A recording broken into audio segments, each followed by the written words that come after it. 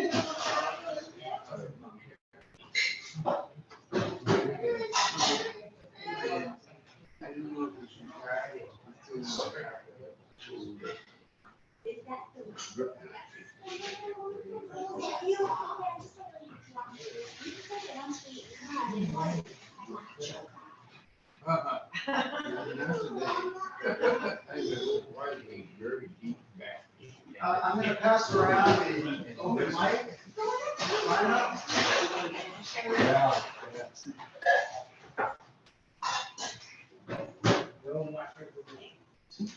Okay, testing mic volume. This sounds good to me. Does it sound good to everybody? Everybody can hear me? Good, great. Welcome. This is the August reading in the Finger Lakes Art Series. We are pleased to welcome Mr. Robert Ostrom, who is there with his lovely family, his children. I was going to say with the children. Just before we get started, a couple of announcements. On August 9th, which is Saturday, a little unusual for us, Marjorie Maddox will be here with her daughter, Anna Lee Hafer, who's a visual artist. And they have a new book that combines her poems with her daughter's visual art. And her daughter, August 9th, on Saturday. Yeah. Today is September 9th, pardon me. September 9th. Thank you, Scott. That makes sense.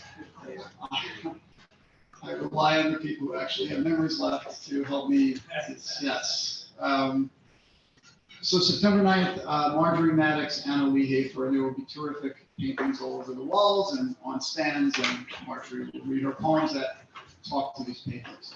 And then on September 22nd, we have Monique Farrell, a terrific New York City-based poet, will be coming up. And then in October, we have Paola Corzo from Pittsburgh, another wonderful poet and fiction writer.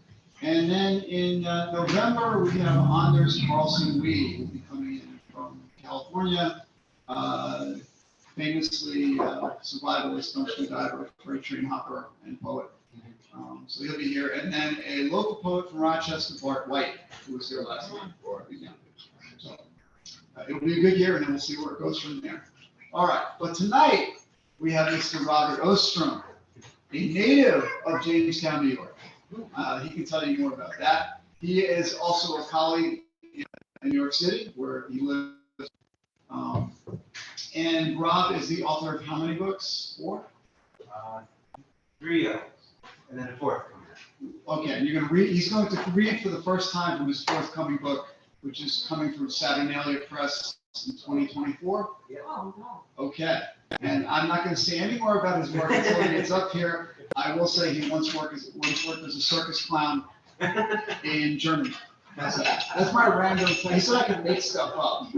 So, Robert Ostrom. Did you wear a proper I wasn't really a con. Oh. I made We can make, Beth, we can make more stuff up later. Right. Robert Ostrom, everybody.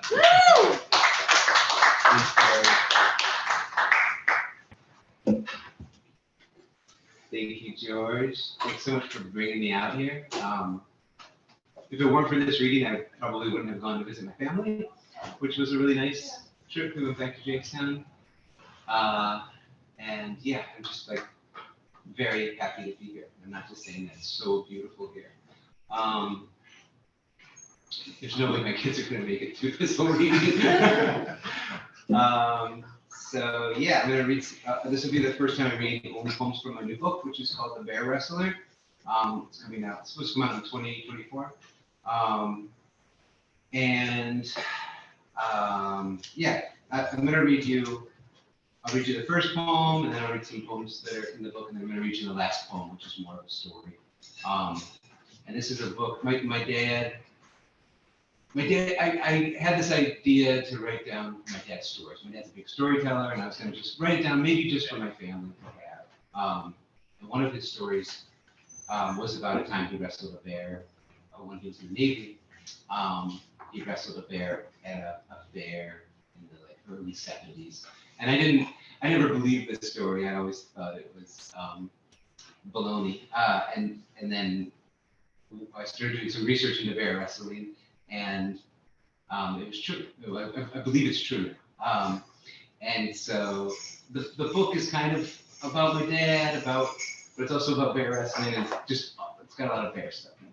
So I'm supposed to write a description for the publisher, and I can't. I'm really having a hard time with it. So I'm not really sure what it is. Please don't share any extra bear facts with my wife. She's not happy about the fact we have a bear around here. She's not happy about Not it? particularly. Oh. Maybe after the reading, Yeah. or you should wrestle. I'll learn. The Bear Wrestler. His back is aged leather, a clay map of swells and knots, moles, cherry spots, the sea still and wet sands at low tide.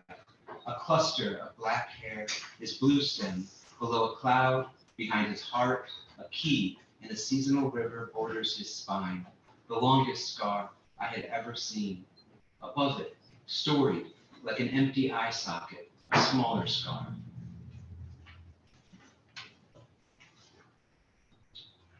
So one thing I started to think about while I was writing this book was about how the sort of the role that forests play in our imagination, especially when we're kids through fairy tales. And so I wrote some of the poems are called Instructions for Growing a Forest. And this is one of them. Instructions for Growing a Forest. A marbled murrelet nests in the moss of a decaying fir. Deadwood predators sleep in the snags. Shrubs and brambles flourish in soil enriched by fear. Ferns, fungi, saplings love trouble at home. Forest seed is dispersed by wind and animal. A nutcracker carries 100 pinions in its sublingual pouch. The wasps born inside the strangler fig lug its seeds for miles. Their wingless mother is with the Lord now. This is called mutualism. The forest wants to travel. The most effective dispersers of seed with their leather satchels and warehouses are humans. Using other forests, they spread and cultivate their own. Once there was a little girl who lost her way in the dark woods, or a poor woodcutter and his wife abandoned their children in a wilderness. The youngest, a tiny boy, no longer than a thumb. A father, thinking he is giving away one of his apple trees, is tricked into giving his daughter to the devil and must cut off her hands to protect her. To protect her, God sends an angel, a brother and sister, discarded in backcountry, a cannibalistic witch, a hut made of candy. Nothing nourishes a forest like an absent father. Parental cruelty is proportional to relative stand density of old growth woodlands. A feckless uncle or jealous stepmother yield biodiversity. The woods welcomes disappointment, is home to the endangered, for under a canopy of tangled branches and scattered openings in tall red cedars, she can easily hide. Pricked by a fateful spindle, then the forest grows around a sleeping child. The thorns held fast together as if they had hands, and the youths were caught in them and could not get loose again.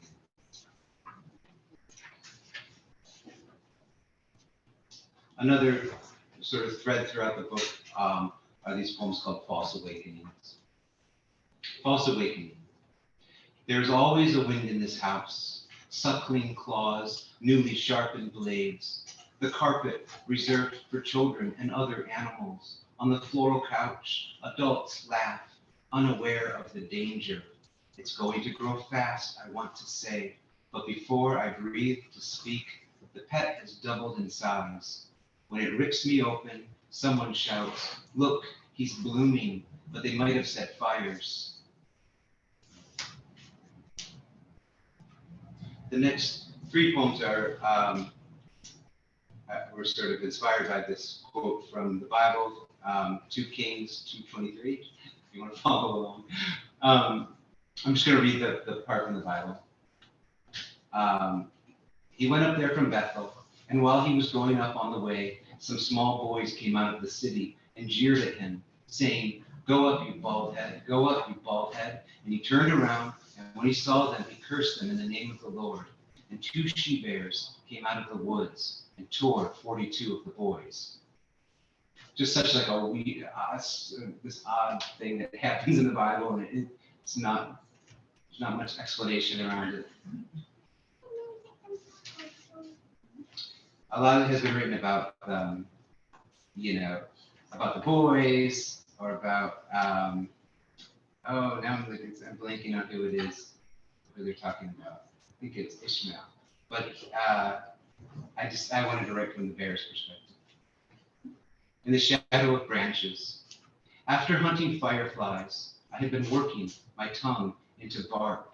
I was not waiting for him, nor did I call. It is by might I learned love, a taste like maple, then pine, then needles. He made me let my body be what it is. That was the other side of tamed, though owned, like hands cupping steam.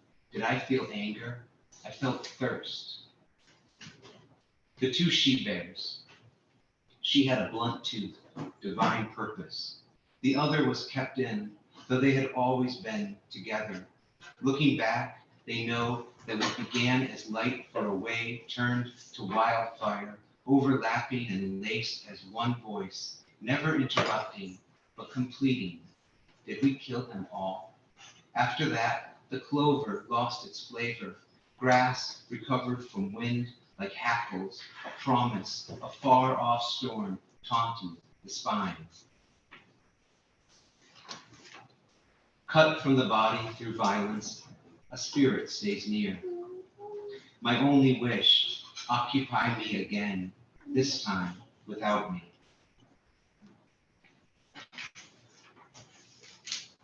False awakening. A sliding door opens to the country. Between the pond and an unlit pyre of trash, my family has a good time. Did you just wake up? Someone yells.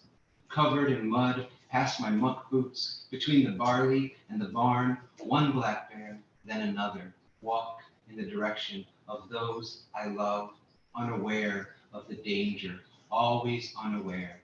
Fall is here, ripe fruit hang in dry leaves. The flock call of snow geese drown the children's voices. My dad cuts his late daughter's hair.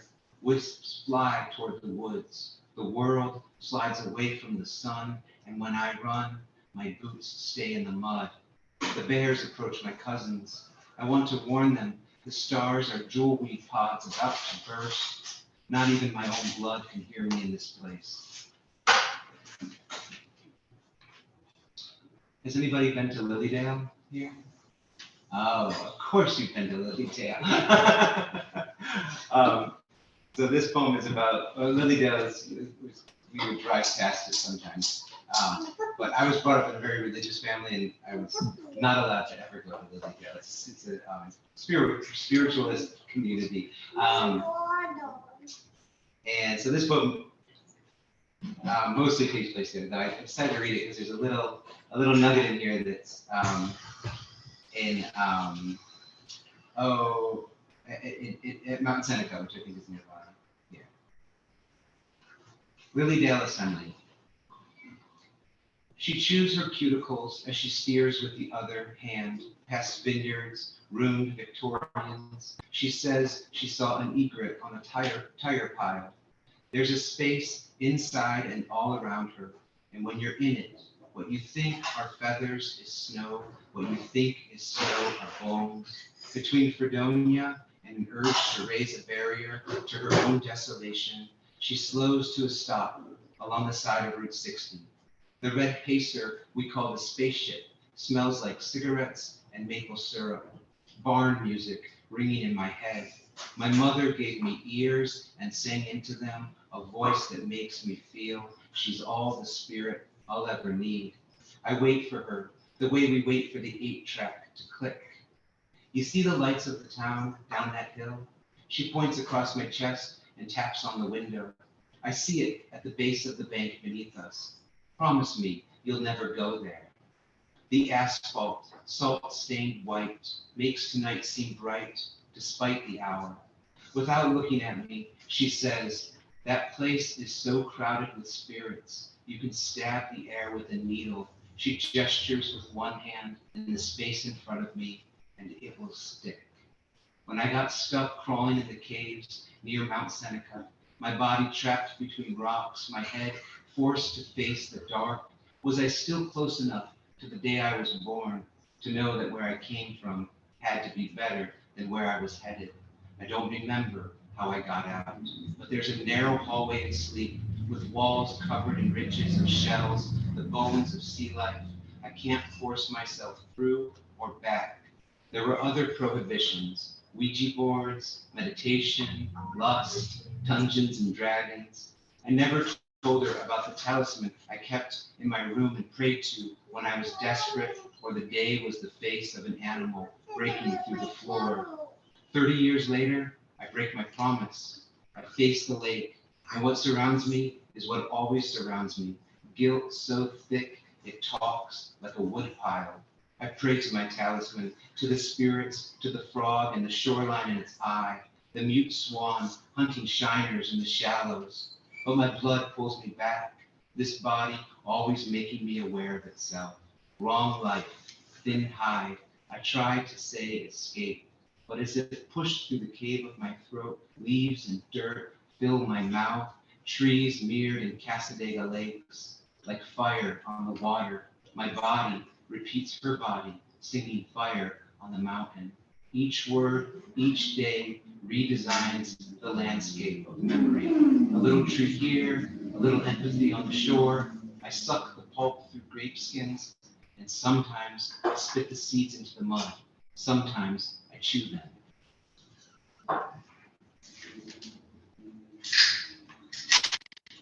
Bear awareness training. Along a ridgeline, an animal trail overlooking a valley. What's hued red in memory? Loco weed, lynx tracks, bear scat. Grinding your jaw is what you do with the things you wrestled with before bed. Hidden so well you can barely hear them breathe. In the shade of the coal, in your dreams, you chew roots and horsetails as your teeth fall out quietly, back up, back up.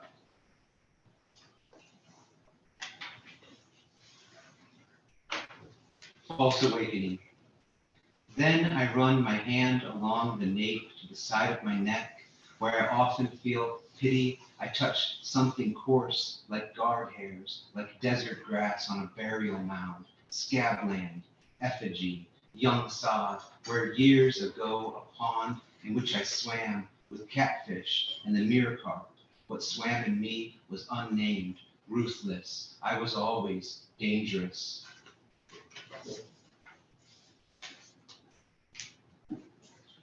This poem is called The Reincarnations of Mink the Bear. Mink the Bear was this bear up in New Hampshire who, she and her cubs were like getting into people's houses and stuff, and they decided they needed to relocate it. At first they were gonna put it down, and then people in the town were really upset, and so they relocated the bear almost into Canada, and then it like slowly made its way back to that town. And it was such a beautiful story. And when I first started working on the bear project a few years ago, I had read about that and I was excited about revisiting it. And then she died. They found her by the water. And so this is the poem that came out of it. And it's for my family. The Reincarnations of Mink the Bear. In my last dream as a man, I'm a boy again, standing in the garage with my granddad. Our faces dirty from hauling black walnuts by the forest. The old man hands me a heavy sack of earth and says, "Lose everything." When I open it, I find the room where I sleep, my light, my ceilings, my walls. This life is guesswork and nested dreams. And the next one, give me hunger over ease, so I might know what I want. Make me a bloodhound, buzzard, a dung beetle. I want to understand where I am. I have already been practicing a celestial dance in the yard under the Milky Way. Wake me up in any swirling galaxy. I know now what it means to be home. The trees I feel reaching inside of me, the ones I love, my family, their roots covered in me.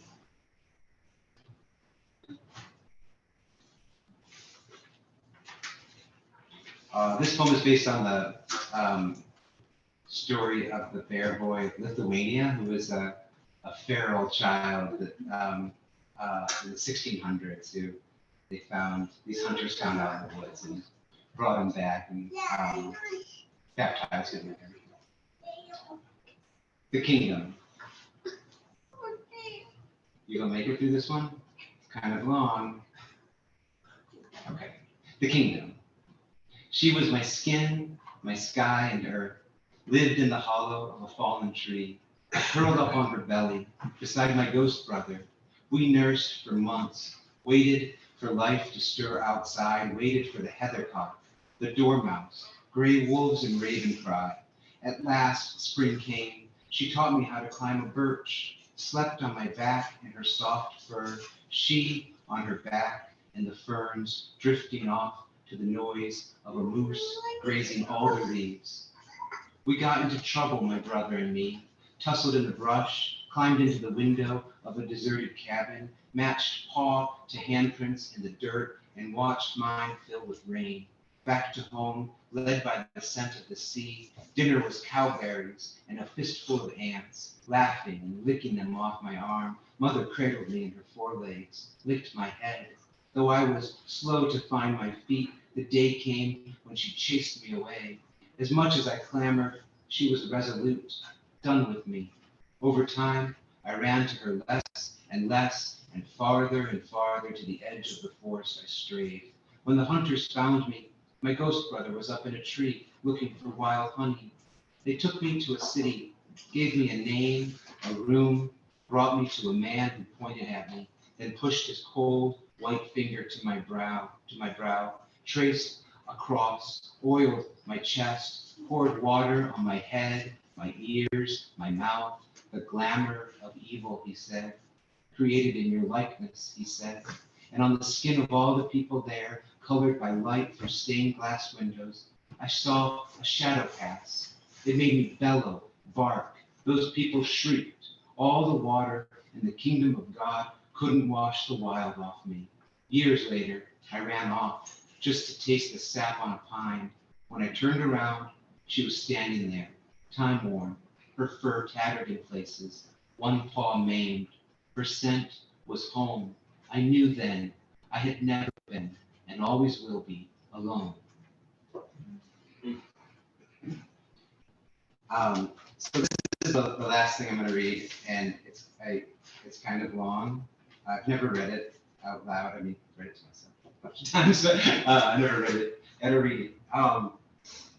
And this is the story. So after I've been working on this project for a while, I decided I needed to actually write the story of my dad wrestling the bear. And when I got down to thinking about it, I kind of was like, oh, I only have like little bits of it in my brain, that little bits of the story.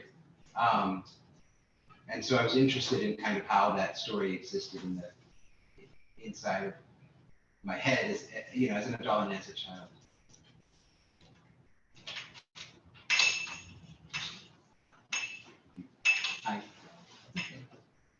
The bear wrestler. In his deep blue U.S. Navy bell-bottoms, crackerjack, and white Dixie cup hat, the young man ambles over moss-covered rocks to cross a wide stream and up a bank. The evening sky is clear, and in the moonlight, the brick-red Virginia creeper and purple poison ivy mark the trail. He climbs up a ridge where dwarf pine turn him into a giant. From there, he looks farther into the forest and mistakes the canopy of a distant sugar maple for a bonfire. He rushes for its heat down the slope to the edge of a bog where he grows miniature in the white cedars. It's darker here, and he senses that he's lost his way. So in the fallen cedar shoots he sits, gathers his thoughts, and rests his back against an outcropping of milky quartz. He starts to doze, but is startled awake by something large, panting in the woods. He convinces himself it's his own breathing. The relief quiets him, and in that silence, he hears the faint music of what he's been rambling toward. He jumps up and marches forward. As he nears, the woods echoes the noise of laughter, screams, and carousel music, competing with the bells of the high striker and crashes of the bottle stand. And as I reach that far back, I sense someone else is there, a younger boy in the trees, a ghost of myself. The boy is the emptiness between the trees, and because he is thinner than Ghost, his father, who isn't his father yet, doesn't seem to notice. Though as if being chased, his pace turns to gallop. The rainbow glow of the fun fair brightens the woods, and when he arrives, the only thing my dad sees is a boxing ring, surrounded by a string of colorful light bulbs. At the center of the ring stands an enormous beast, a great brown bear. The bear calmly waits, sniffs the forest air. My dad spots his Navy buddies. They greet each other with back slaps and jovial punches, and one of them asks, "How'd you get here, Bob?" Even as the wood swells around him, all that my dad can recall is walking along a neglected sidewalk to a parking lot. The bear handler, a stout bearded man wearing suspenders over a dirty white t-shirt with a long bullwhip on his shoulder, takes the stage. Who among you possesses a heart uncorrupted? Who here is witness enough to step into the ring with the lord of the animals, cousin to the seal, the dog, the raccoon, defender of the West, the bee-wolf? Step not on its shit nor utter its name, feared even by the Apache, Ursus Arctus, neither beast nor human. God can whiff a white liver mountains away. 100 greenbacks to the stout-hearted fool who dares stay just 30 seconds inside the ropes with the keeper of dreams. Egged on by his buddies, my dad waves his hat at the handler. Bets are waged. He takes off his jacket, hands it to a friend, and climbs onto the mat. The bell rings, and my dad starts to count the seconds. For the first 5, the two stand there looking at each other. My dad can't distinguish the sound of his breathing from the bear's, and he wonders at how small its eyes are. The bear starts toward him as if to greet him, and my dad slowly edges along the ropes. 9, 10, 11. The bear draws a long breath through its snout. My dad's clothes and hair, even the hair on his skin, are drawn toward it. 14, 15, 16. Then the handler whips the bear on the rump. It stands on its hind legs and roars. At that moment, my dad remembers the fiery maple he spotted hours ago. He stops counting and starts running. At the bear's every advance, my dad retreats, ducks, and dodges. The audience jeers. The emptiness in the forest roots for his father. With a swat, the bear catches his sleeve, but my dad falls back, quickly crawls away, and just then the bell rings 3 times. The bear sits. My dad starts to sidle out between the ropes, but the handler urges him back in, holds up one of his hands, and with the other, he waves a $100 bill. Right before handing it to my dad, he looks at him and asks, "Double or nothing?"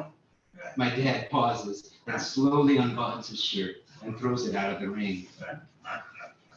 The second round is a different fight. My dad knows he can't outrun the bear anymore. When the bear lunges, my dad fakes right and sidesteps behind the animal.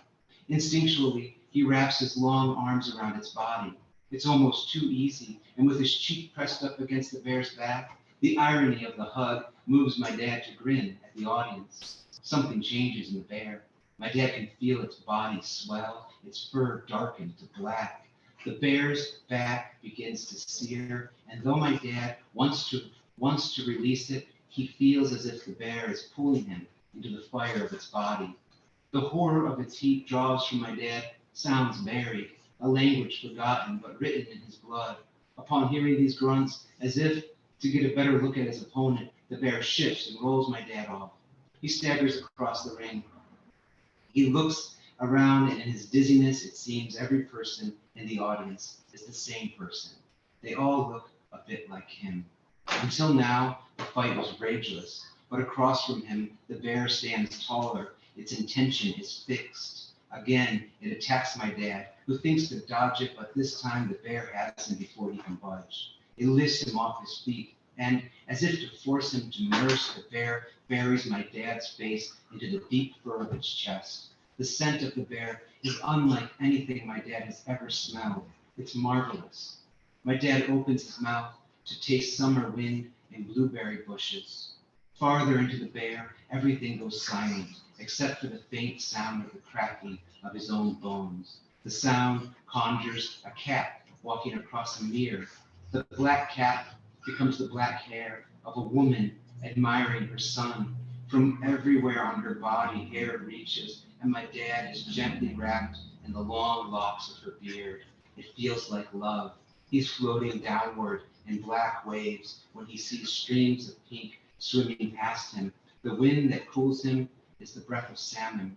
When he slowly settles to his back, a small house sparrow lands on his chin, puts its beak between my dad's lips, and fills his mouth with cool spit. That's when my dad hears the most beautiful sounds, music of what ties the bear's muscle to its bones, to its tendons, and its bones to its bones. It seems to want to teach him something. It envelops my dad in the terror of his life so that he might pass through it. But my dad is not ready to travel that distance yet. So the bear pulls him away, and in that same motion, throws him out of the ring toward a hot dog stand. How swiftly the bear replaces the weightlessness my dad just felt with momentum and gravity. Where he hits the stand, something cuts into his back, and my dad feels his life gushing out of him. As if a dam busted miles away, water, red from dirt, rushes into the story. The lights, the ring, the cedars, and their roots are washed away in a river oceans deep. I see the bear and all the spectators spinning upwards, beating their arms and legs. There's a wild turkey, hundreds of bent pennies, colorful bottles, a fat, decapitated finger, wrestling belt, Superman underoos, corpse of a dog, a motorcycle. The water fills the story, and water is the truth, and the bear wrestler doesn't know how to swim. Thank you.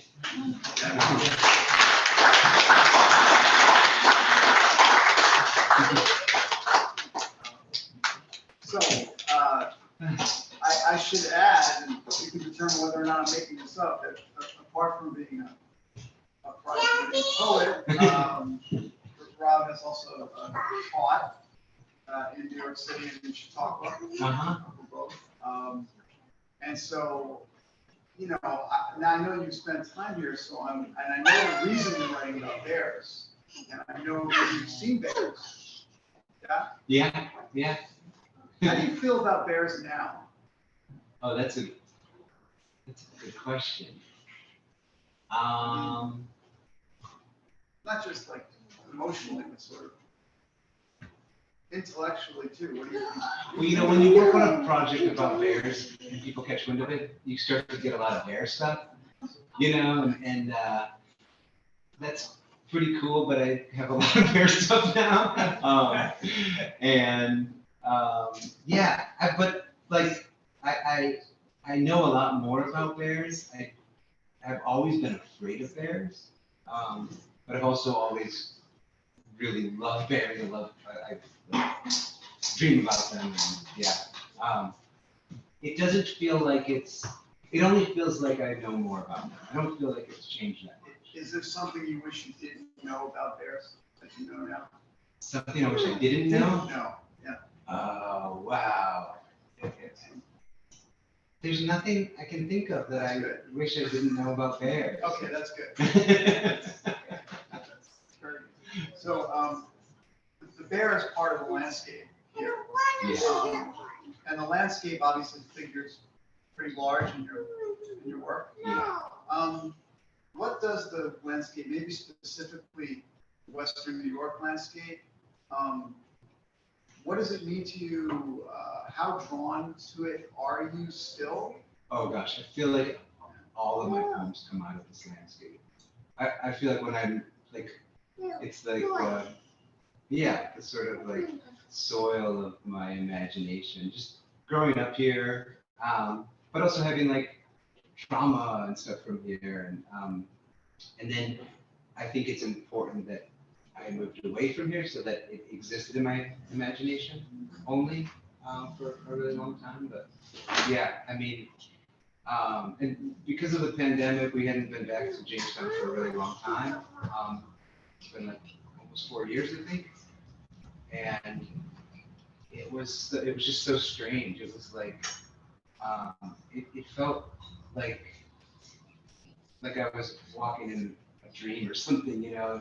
It had all of these things that I've been thinking about and writing about and seeing them for real, including my dad, you know, including like, oh, it's strange to write about your dad for 3 years and then like, hang out with him. Because when you write about him, you know, he exists as this thing that's had this influence on your psyche and on your life in major ways, but then he's also a very complex and complete person, you know.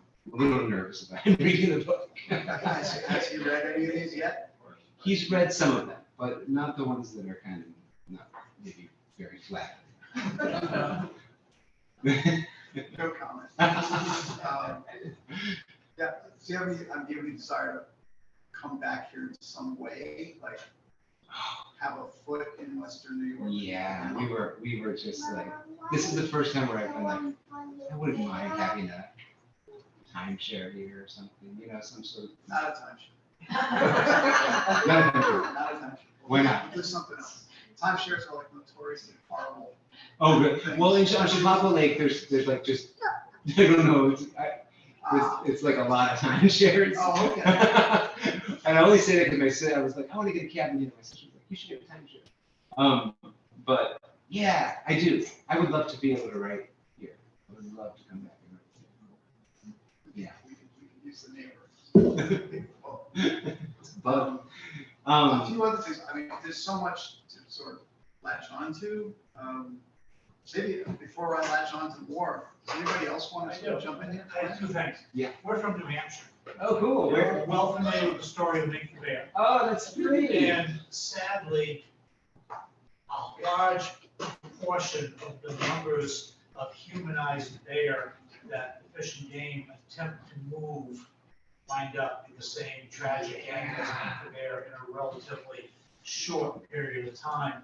And you've really got to balance the two, whether it's worth attempting to relocate or simply euthanize and move on. Yeah. It's something that New Hampshire really struggles with.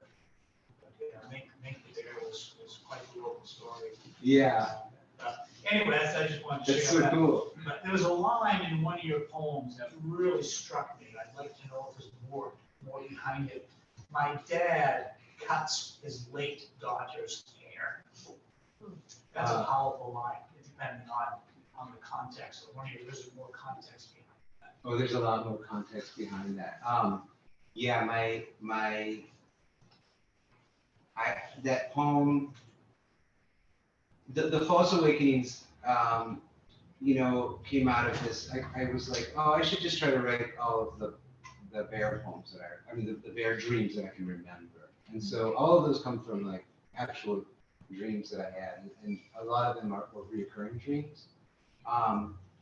But my dad, so when I wrote that,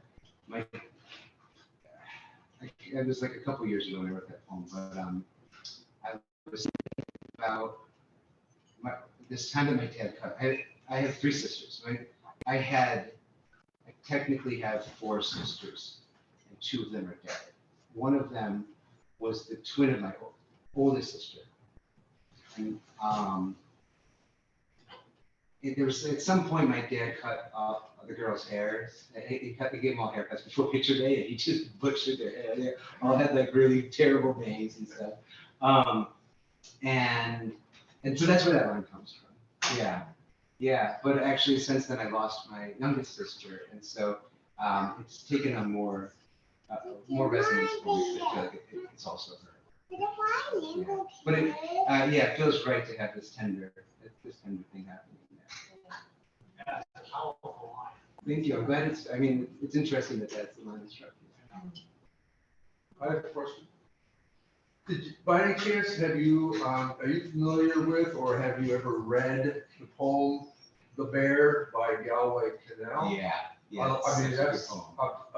That's an astounding piece. Yeah. I heard Galway read that in Alfred back in the 70s. I was just taken by it. Oh, that's so It's cool. a really powerful piece. Yeah. Poems. Yeah, I love that. Kind of remind me of Galway Canals. Oh, that's yeah. I welcome that compliment. So, Yeah, and I've come across a lot of really great bear poems. Yeah. In this project. Yeah. cool. So, Anyone else want a question? I have a few more. I mean, in context of your family and the place you live in, your religion, obviously you said you grew up in a really religious household. Yeah. You don't wear that on your sleeve. I've known you for 10 years, at least, maybe longer, maybe much longer. Yeah. We work at the same place. So I've known Rob in different contexts. He's now a professor. He was a graduate student, I think, when I met him the first time. Yeah. Yeah. Yep. But, I wouldn't have known you were a particularly religious guy. So how does religion sort of figure not into how you think, what you write? You're writing a lot of false awakenings, Uh-huh. and I can't help but think of course, awakening in the religious sense, which I assume is what you Yeah. mean. Uh-huh. I don't know. Am I off? I'm sorry. That last The one. idea of awakening, Yeah. religious awakening, Mm-hmm. is that where that started, that idea? Or, It's not, but I like that. okay, You know, please. Yeah. Next time I will say it was where it came from. But yeah, I mean, like I can't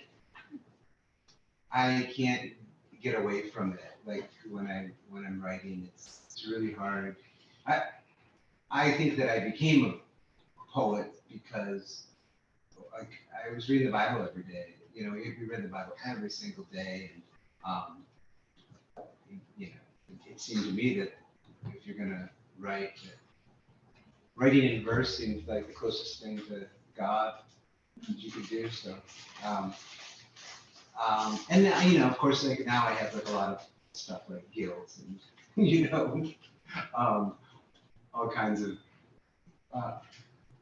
And there's like some it's had some negative impact on me, mostly because of because of my parents, not so much because of the religion itself.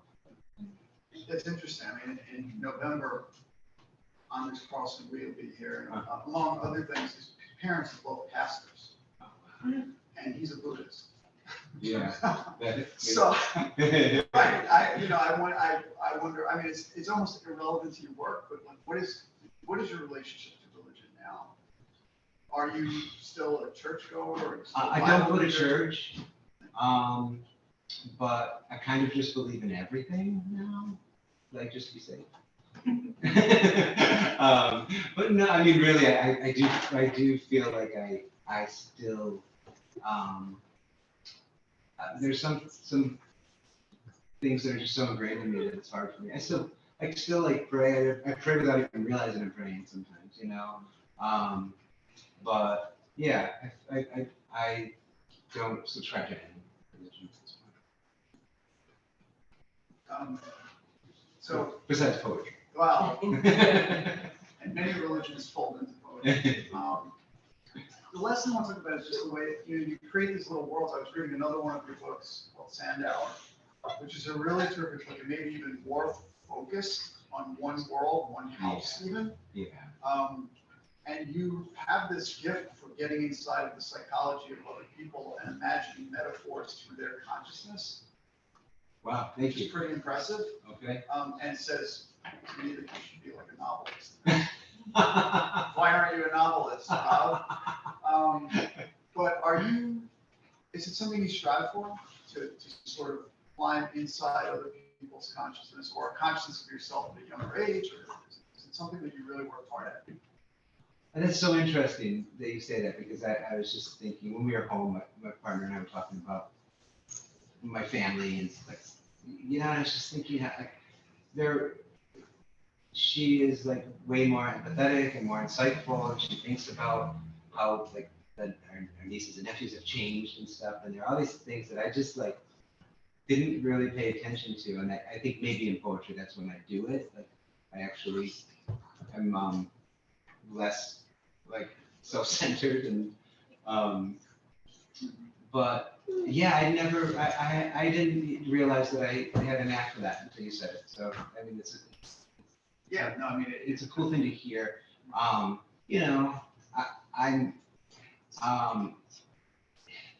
think also like when you are in therapy for a really long time, you end up thinking a lot about other people's reasons for behaving the way they behave. Yeah.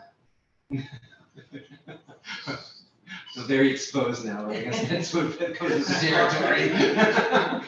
Start the novel and welcome to the book. Yeah. I'm just not very good at I like prose. that. I like that idea that, although we're self-centered, the work is very generous. It's Oh, yeah. connection. I mean, one of the reasons that it's really fun to teach creative writing, we both do. In fact, we co-wrote a poetry course in the place where we teach, is to teach people how to sort of be more compassionate, or try to be more compassionate by sort of imagining being in somebody else's mind or space. Yeah. And it's somehow easier to do it in writing than it is to Totally. reflect. Yeah. You know? Yeah, absolutely. So, anybody else have questions for us? Okay. I can't wait to hear other people read. Thank you. Yeah. Thank you. Thank you.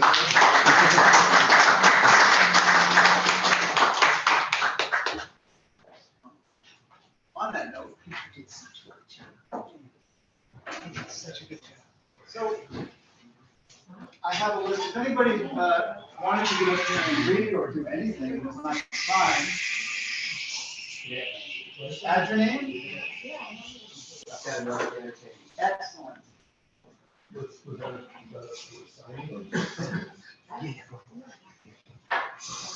All right. So, since we're climbing into other people's consciousness, and since today, if it means anything to anyone, I know it means something to my son, who was here, he's not here. It is the 50th anniversary of hip hop. Oh, yeah. And having grown up in the New York area, and when I was in high school, Run DMC was the big group. So it's very much a part of my consciousness. But I've been watching all these things about these little shows about the 50th anniversary of hip hop, and one of the precursors is a guy named Sly Stone. Does everybody remember Sly Stone? Yeah. Sly and the Family Stone? Yeah. And I was sort of, when I wrote this book, I saw a little news story about Sly Stone. You know where Sly Stone is today? And Sly and the Family Stone were a major act in the late 60s and early 70s. They were major stars. You know where he is today? He's living in a trailer, like in a city somewhere, like a very, very rough life. And he's elderly. He's in his 80s, I guess. And he's not particularly in great health. So I was thinking about, how innovative he was. And so Sly Stone. So this is in Sly Stone's voice. He'll grant me the liberty. Man, imagine what I'm dealing with.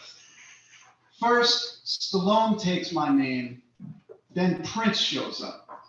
So I'm a man in a comfortable cave, a century of names that time forgot. I'm the man before the man, the sun that goes down and comes up on another planet. He's gone, I'm here. And I'll tell you the lyrics, but I'm too hoarse to sing. That's why I sold my songs. I have too much. The money will never run out. And by the way, he lives in a trailer by choice. He does have a lot of money. If you respect the business and the businessman, money is nothing. Muhammad Ali and I spoke about money and rights and animosity. We agreed on the power of words, but he tried to say that black folks could take their words away and live in a separate country. Go ahead, Muhammad. Stand, build a country in the sky, but we've got to live together. You can't separate the groups. If we did that, there'd be no Prince, you dig? And what became of them when they walked among us? Ambassadors to the world. Still, Muhammad had a point. We, black people, I'm saying, are like me, the man behind the man. We built all this just like I built grooves that people pay a real scratch to hear, that people pay their own wages to own. And when I say people, I mean everyday people and Michael Jackson. And now, another storyteller, two natural storytellers in the same room, Mr. Quinn Golden, who is leading the Danville Storytellers group, which we host here at McFadden's, and we were talking about revamping the way we do it and maybe sort of adding a little teaching element to it in the future. So watch out for that. Mr. Quinn Golden. Thank you.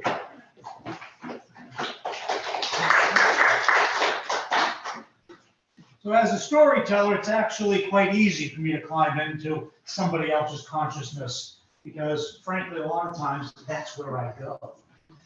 But I am not a poet. I got a lot of respect for poets, but I will tell you a story about poetry and poetry books. Now, the story was written in about 1886 or maybe a little before by Hans Christian Andersen, who did an awful lot of work that people today have never even heard of. So the name of this story is the Grocer and the Goblin, or the Goblin and the Grocer. Now, the story takes place at a time and place where it was common to take a student who lived out in the country somewhere, and when they came into the city to go to school, if you had extra room, you would put the student up in your room. And there was an attic in this particular house, and the student stayed up in the attic. And the grocer owned the entire house. And the grocer and his wife lived on the second floor in the apartment, ran the grocery on the first floor, and the student stayed up in the attic. So one evening, the student came down into the grocery, and he picked up some candles and some cheese that he needed. And while the wife said hello, and she had the gift of gab, and he didn't engage her too often because it took him a long time to leave, and he was a student, he had studying to do. But the grocer, on the other hand, would just give him a quick good evening. And he procured some cheese and some candles to bring back up to his attic for his supper and the candles for his light. And the grocer handed him the cheese wrapped in paper. And when he took it in his hand, he looked at it and he unfolded it and realized that the paper was a page from a book, and it was poetry. And he began to read it. And the grocer, being an opportunist, looked at him reading the poetry on the page and said, well, for 8 cents, I can have the rest of that book. I gave it to a woman for some coffee beans that she needed, and I don't need it. And the student looked at the poetry, and he said, well, he said, I don't have 8 cents, but keep the cheese and let me have the book. I can just eat my bread alone and dry tonight, but this book should not be used for the wrapping of food. You're a good and a fair man, you're an honest man, but you don't know any more about poetry than that old wash tub over there does. Well, the grocer laughed. He thought that was funny. And the student laughed because he made the grocer laugh. And the grocer's wife laughed because they were both laughing. And the grocer chuckled and he cut the cheese in half. And he said, well, take half the cheese anyway. And he handed the student the book. But the goblin didn't laugh. The goblin was rather perturbed with all that. Now, the goblin had attached himself to the grocer, and he lived downstairs in the grocery in a little space between the stove and the wall where he'd be warm in the wintertime. And he liked the grocer. Now, it can be good or bad to have a goblin amongst your midst, because they can be quite mischievous, but not always. And this goblin was not a particularly mischievous goblin, and the grocer would leave him out bits of cheese and bread and honey, and the goblin liked that. And Christmas time, for Christmas, the grocer would leave out a great big bowl of porridge with a huge slab of butter on top of it. Oh, the goblin, he really liked that. So he stayed attached to the grocer, but he was quite perturbed that this arrogant student would talk to the grocer that way. What does he need? What does he need? He doesn't know anything about poetry. Well, that night, as it got dark, the goblin listened, and he heard the grocer and his wife go into bed, and he heard it get quiet. Now, goblins can do a little magic, you know. They're pretty good at it. Well, the goblin went up into the second floor apartment to where the wife was sleeping, and he reached over, and he removed her tongue. And he brought it downstairs down to the grocery, and now any object he laid the tongue upon could chatter along just as good as the wife could. And he went over to this wash tub, which had been accused of not knowing anything about poetry, and he laid the tongue down on the wash tub, which instantly began to talk. And he asked the wash tub, is it true that you don't know anything about poetry? Well, the wash tub said, no. Of course I know all about poetry. They store all their newspapers inside of me, and poetry is on the last page of the newspaper. They use it to fill in the spaces where they don't have any other news stories for. And then they cut it out sometimes, and they give it away, or they hang it on the wall. I know all about poetry. He thought that was rather interesting, but he took the tongue off of the wash tub and he put it over on the coffee grinder, and it began to chatter along, and it basically said the same thing that the wash tub said, and over to the money box and over to here and there, and everything just agreed with the wash tub that it knew all about poetry. So he said to himself, I'm going to go upstairs and I'm going to give that student a piece of my mind. He had no right to talk to the grocer that way.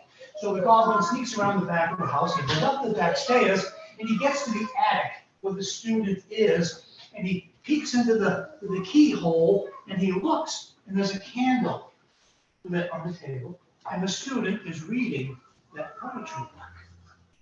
But the room is brightly lit. It's far brighter than it ever could possibly be, simply from a candle. And he looked, and coming out of that book was a beam of white, bright light that went straight up to the attic ceiling, and it spread out like branches, and its leaves would move and shimmer. And as the student was reading the poetry, the leaves and the faces within the leaves would materialize, following along with what the student was reading. It was the most incredible thing that the goblin had ever seen in his life. And he watched, and he watched. And before long, the student blew out the candle and he went into bed. And the leaves, the tops of that magically lit tree hovered around the student's head and changed into the shapes of what he was dreaming. The goblin had never seen such magic as this. And he thought to himself, I should be attached to the student, because obviously the student, that book, he has the magic. But the grocer does give me porridge for Christmas, and he does leave me out cheese and honey. And I guess I need to stay with the grocer. And he went back down and he hid and got back in between the stove and the wall, and he nestled back in there. And on this went. Every night, the goblin would go up to the attic and he would peer through that keyhole and he would watch these marvelous scenes in the bright light over that book unfold as the student read the poems. Fall turned to winter. The goblins don't wear clothes. So it was cold. And he was up on top of that porch, and the wind was howling along, and he's trying to look through that keyhole, imagining all the wonderful things he was seeing.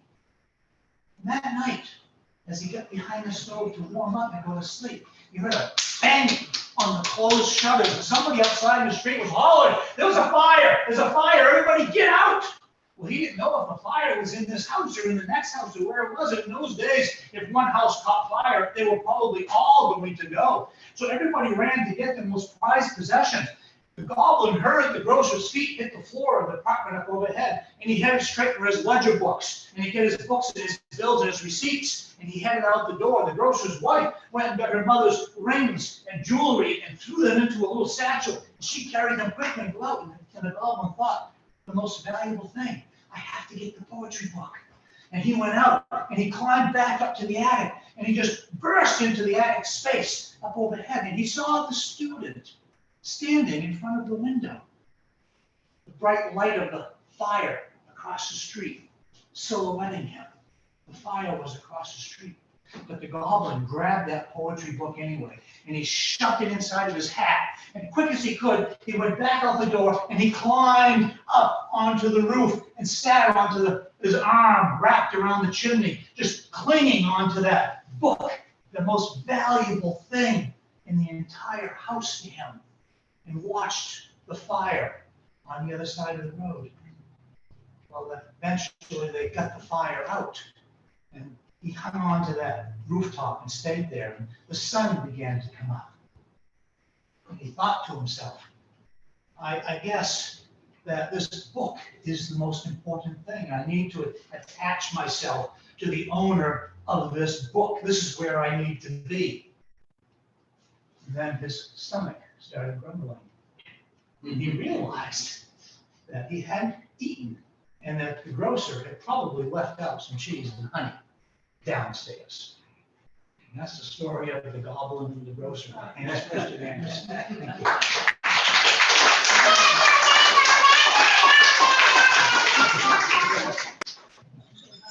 Oh, thank you, Quinn.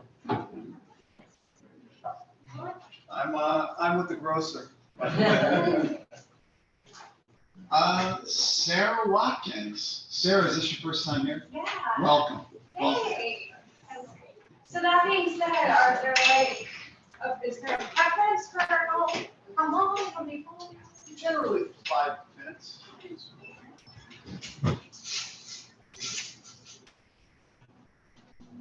Hi. I'm Sarah. Where are you from, Sarah? I'm from Geneseo, Oh, so not too far. welcome. I usually go to open mic nights in Rochester, but one of the gentlemen that run one of the open mic nights I go to there mentioned this one, Oh, great. so I'm very excited to be here. Spread the word, Jess. Yes, very good. Alrighty.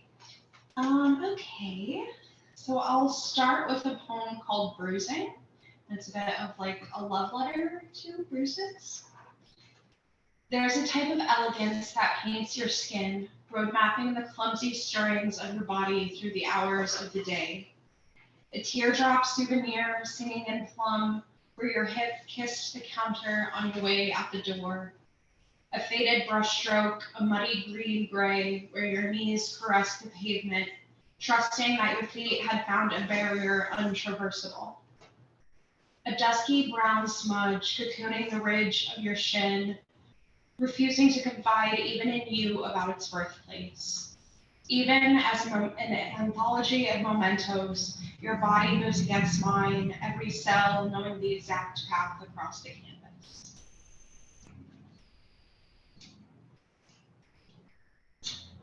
This next one is called A Sandpiper in a Dream. A sandpiper forays into the wake of an ocean current. Black feet follow the purge of cockle shells and spatter of sea glass. Nickel-sized crabs breathe bubbles through grains of sand, whispering towards the surface. The sandpiper circles, tracking the swell of water-slicked air. Brown freckled wings raised like haunches grow fingers, nails sprouting in the gaps amidst the plumage. Newborn digits part the sand, particles burrow beneath nail beds, tan crescent moons posed with spades. The beak, the head tunnel after, the bird becomes a worm, wings and feathers melding into earth. Instinct guides the wriggle of limbs and direction of movement. This dirt becomes home. Sky and waves now a stranger, basalt and microscopic quartz mold a cocoon, and the piper goes to sleep. And then I think we'll do just one more. It's called Revelation. I have never been one for religion. The concept of God or Allah, of Buddha or Muhammad, always something abstract and intangible. But your tongue lays against mine, and all at once I am consumed by the sweetness of altar wine. You are on your knees before me, and your mossy green-brown eyes have become sunlight through stained glass, or jade-bound volumes against wooden pews. Your fingertips trail along my skin, awakening goosebumps like braille scripture. Suddenly, the breath of my name against my own lips becomes a hymn, something baptized in baritone husk in the rustle of wafer-thin pages, something steeped in prayer. Passion-soaked bruises cling to my neck, my own sort of rosary, and the scratches down your back, your own stigmata. We fall asleep together, your arms still heavy on my waist, and perhaps the heaven they talk about isn't exactly a place. Somewhere paved with gold ore and with towering gates. Perhaps instead it's the heat between these sheets, and it is your breath along my neck.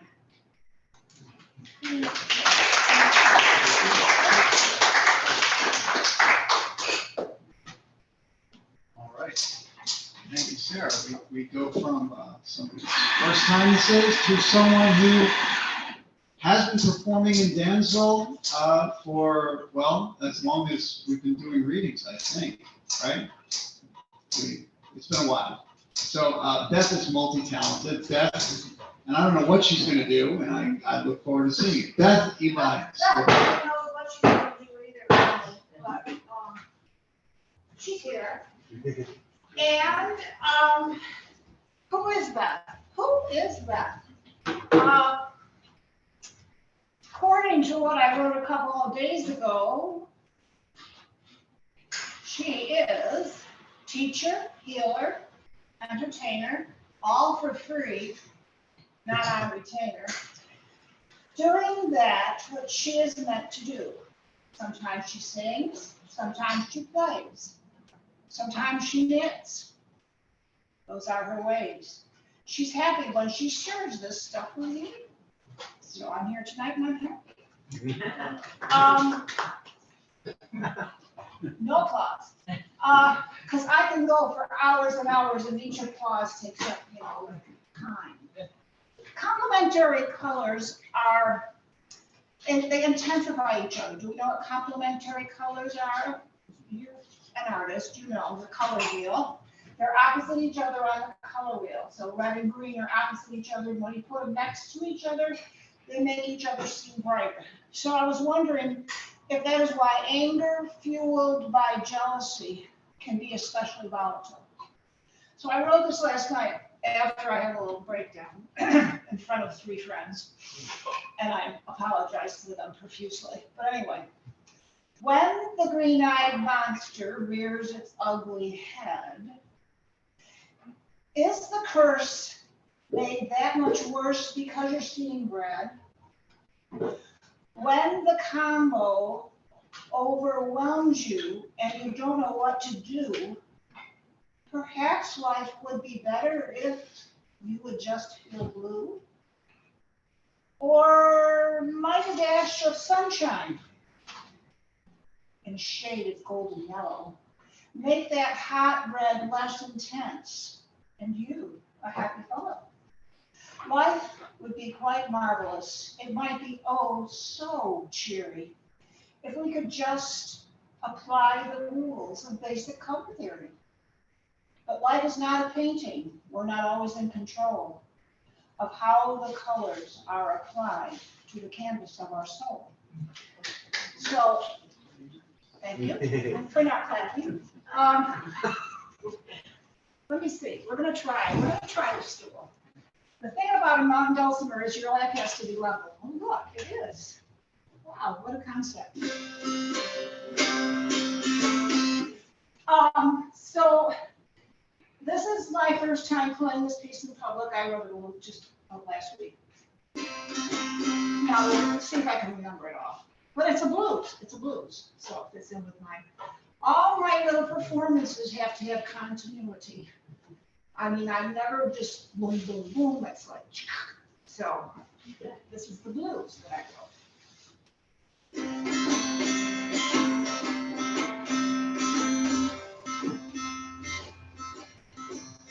I'm getting old, I'm getting tired, I'm getting lazy and uninspired. Sometimes I lie all day in bed, wishing I would wake up dead. There's a thing I miss so much, it's the comfort of a human touch. And I cry, and I cry, and I cry. I'm playing it faster than I ever have before. And I cry, and I cry, and I cry. Let's go. I'm getting old, I'm getting tired, I'm getting lazy and uninspired. Sometimes I lie all day in bed, wishing I would wake up dead. That hurts so bad back in the day.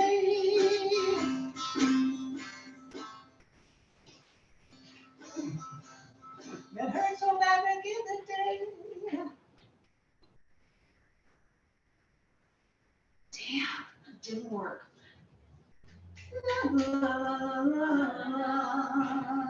I keep on pushing love away. Aren't you glad you came tonight and I'm wearing this here? Oh my God. And I cry, and I cry, and I cry. I cry, and I cry, and I cry.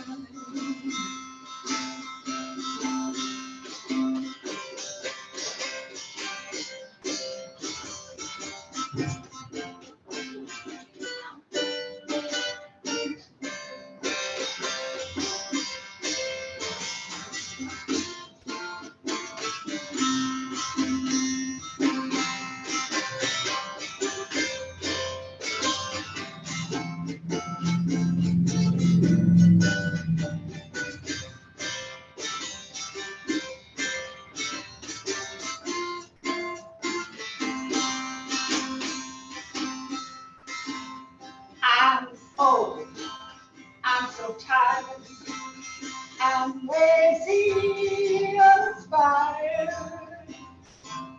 I lie all day in bed, wishing I would wake up dead. Hurts no bed, lost no trust. Now I love life is a bust. And I cry, and I cry.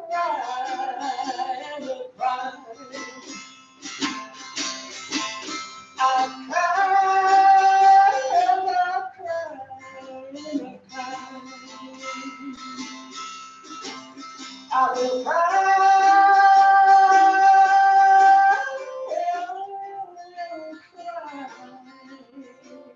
till I die.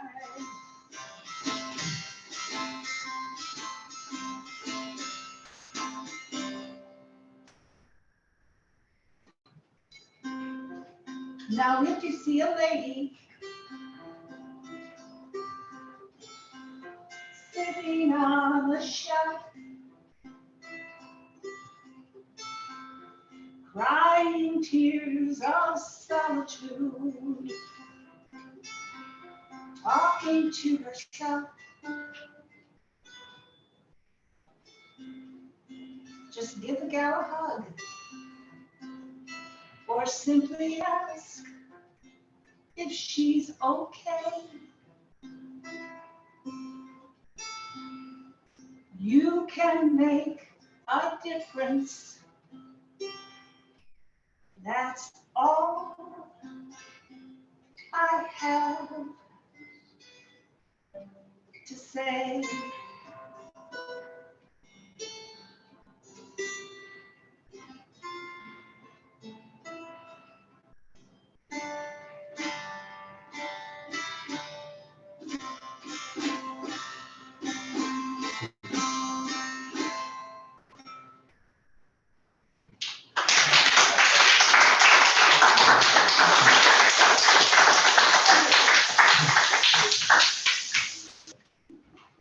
Beth, the next time when you're coordinating your next performance, when you're planning, Yeah. send me the lyrics. And should you have a slight lapse in lyrical memory, Okay. I will stage call you. Okay? Good. All right. Unless I get a free copy of the lyrics. It's a great pleasure to welcome back our next poet, and so many other things. He's not just a poet, who featured here last month and is a frequent guest, and we are always thrilled to see his face and honored that you come down and make the trip. Scott Williams. I didn't think we were gonna try to make it up there, Okay. but I'll try to be loud enough that Leanne will have to move away. Yes. Oh, good, recognize me.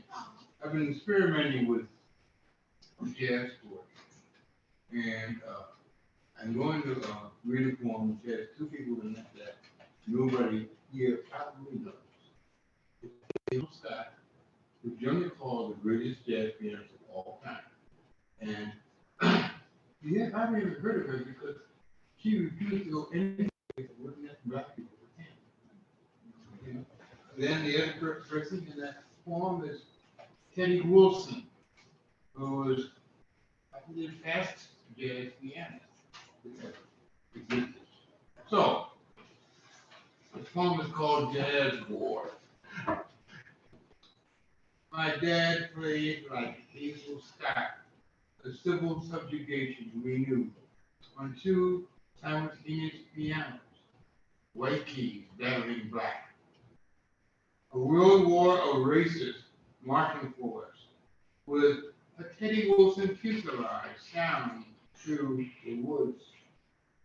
Dad liked his own big band cannons, slinging musical true discontent from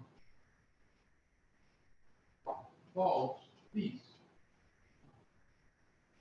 First time I ever read this, Dad had not Hazel's voice. He wooed Mom for that, with fingers dive-bombing notes for her voice, sailing one out of the blues. I never heard Dad's radio show, but I heard that it played as a pump action shotgun before his time with Mom. Those first notes burning as silver grenades through the heart.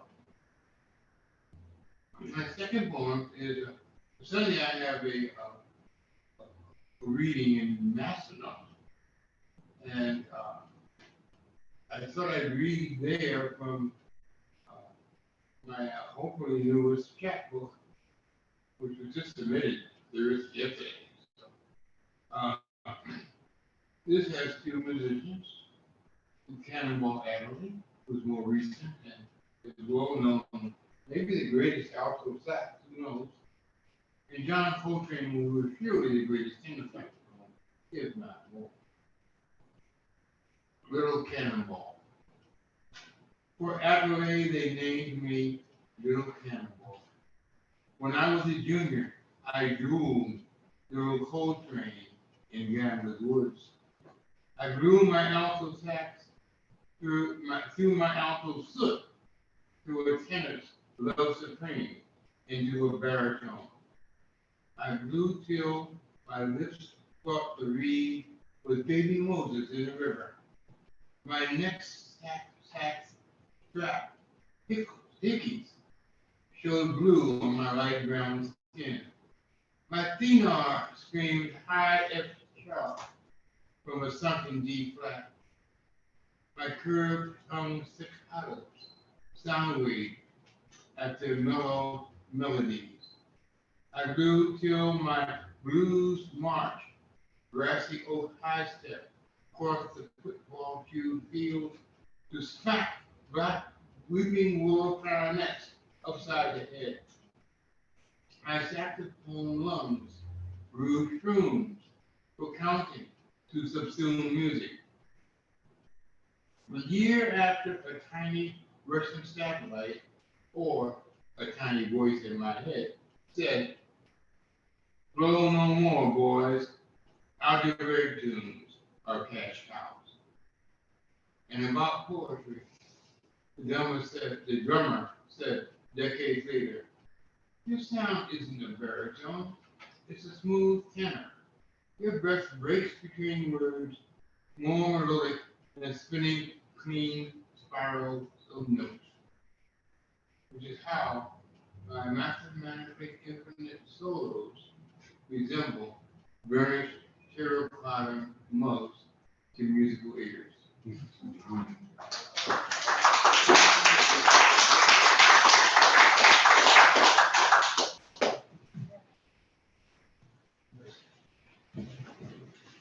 you, Scott.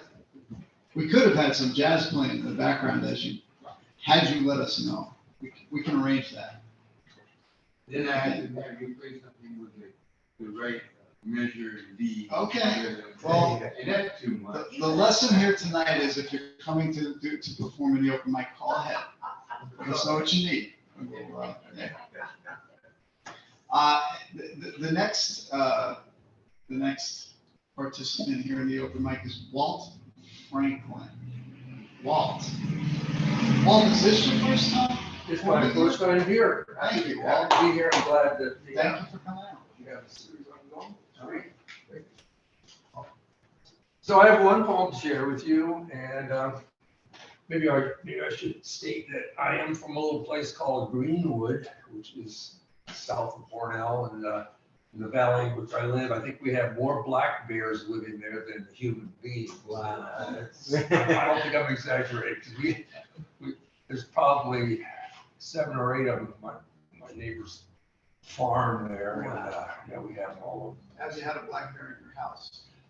Not in it. We've had it in the yard, walking right by the windows, and Outside the window, I have pictures right outside.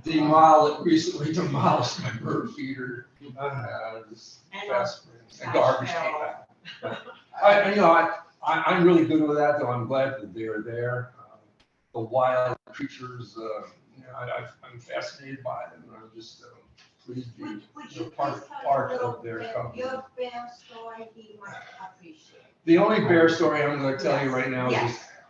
is it's just a very short one in which I do a lot of woodland hiking, walking around. One evening a few years ago, I was walking downhill towards the house and along a ravine.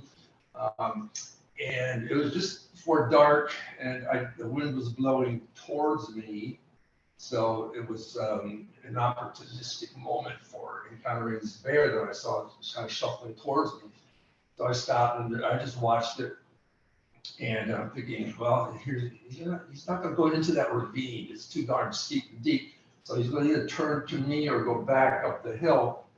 And he shuffled along and got to the ravine and started walking right to me. And I'm standing there watching it approach. It was a good sized bear. He 15 feet away. I said, whoa, bear, stop.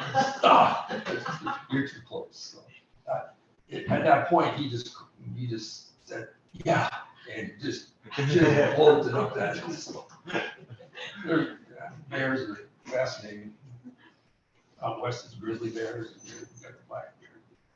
The poem I want to read is just, it's from a collection called Slow Sea Rising, and it's called The Tribe, and it's partly fictitious. It is partly documentary in that sense, based on a real event. The tribe in this case is, try to imagine a deeply forested island, perhaps in Indonesia. I take it as being the last wild, quote, uncivilized group of people on the planet facing the big change. So the tribe, one. A tribe lives in the mountain by a spring in the high caves of an island forest, ignorant of the world beyond, the rising tide of greed and virulence unknown. The tribe, endangered by in its greenery, peers down at the guests invited to its home. Children's fireside voices flicker. Cradled babies suckle at breasts. Assorted yams roast on a tongue. With time unreckoned and with labor and possessions undivided, island dreams receive the world. They have hunted for roots and tadpoles, worked a stone axe, bamboo knife, and scraper, just 2 hours of work per day, providing food for everyone and leisure in a life that knows no word for war. 2. The boy had swung through the vines, dangled from giant trees, the blue, impenetrable forest coveted for lumber. And the bachelor lounged near the 5 companioned women, wondering if the God who has come can bring him his own wife. Our ancestors told us, do not leave this place. Do not leave because our God will come. They said health and safety would be ours. And now, at last, he has come.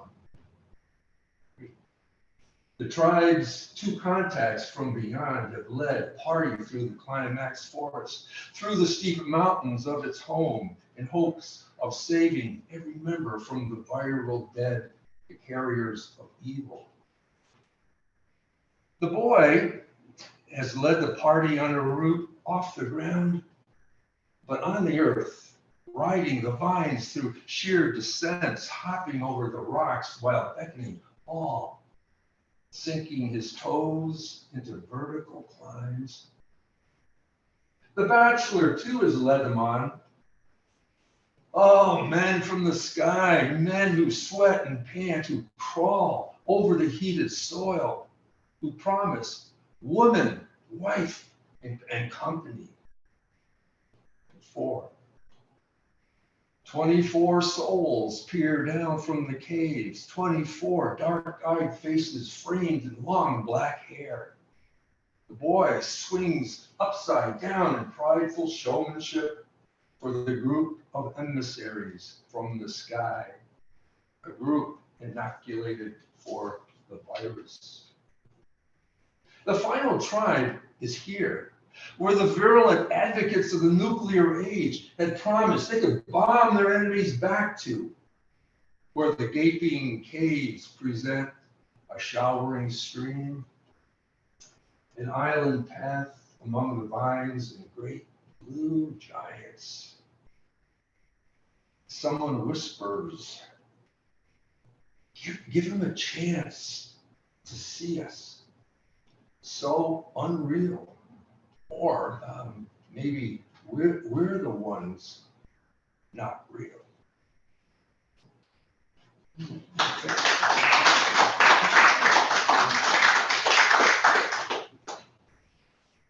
you.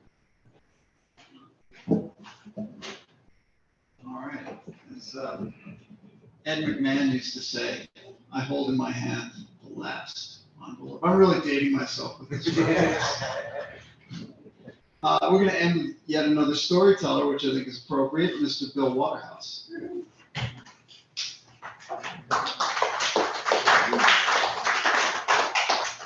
So I got two stories because Ron reminded me of it, and Quinn, there's something that clicked with Ron in his story. So what clicked in your story was the Superman underoos.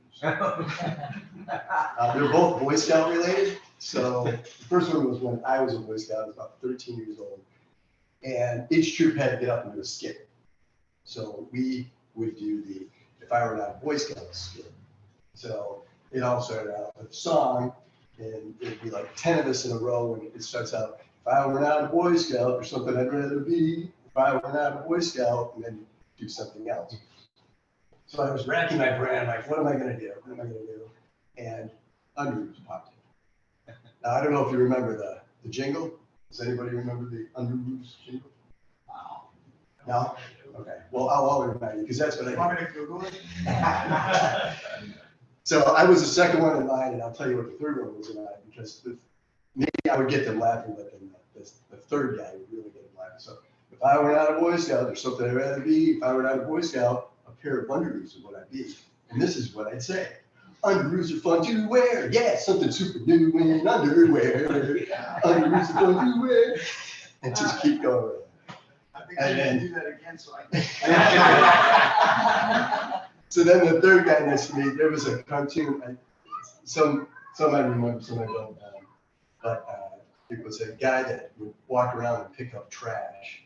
And if I were not a Boy Scout, something I would be. If I were not a Boy Scout, a garbage picker is what I'd be. Anyway, first you take the bag, put it in the bag, boom, boom, it's allowed. Once you get the hang, boom, boom, and, just get everybody happy. So now it's recorded. So that's when I was younger. And then the other Boy Scout story is we used to take all of our kids, my son included, up to Massawepie, which is on Route 3 in between Watertown and Tupper Lake. And for some reason, my son wasn't with me. I went up, I picked up 3 other Boy Scouts, and on our way back, the turn that goes to Fort Drum, there's a bunch of restaurants that are there. So there's a Chinese restaurant. So I grabbed the 3 boys, I go, where do you want to eat? They're like, we have the Chinese. So we go in, we're standing in line waiting to get seated.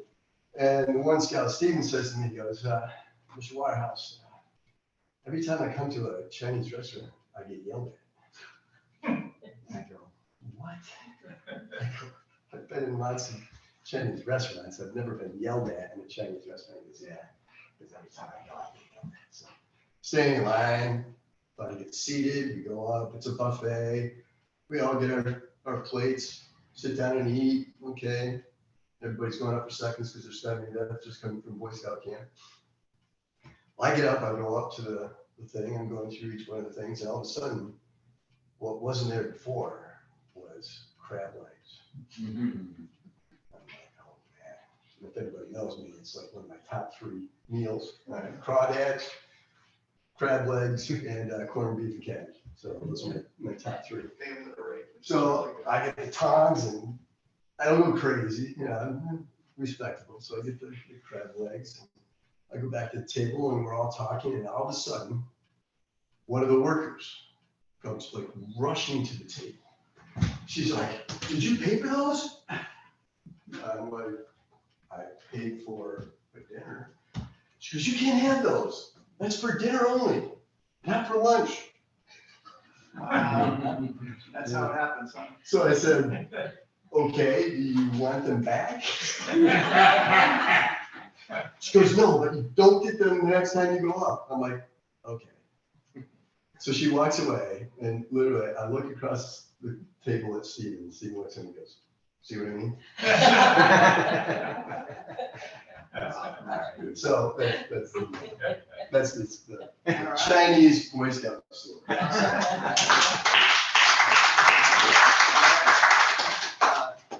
So, thanks, Bill. I know we'll be eating for dinner tonight. Yelling for one night. Thank you, Rob, once again for coming out and sharing the work, and hopefully you'll come back. Yeah. Some of you, when you have your time share. I feel so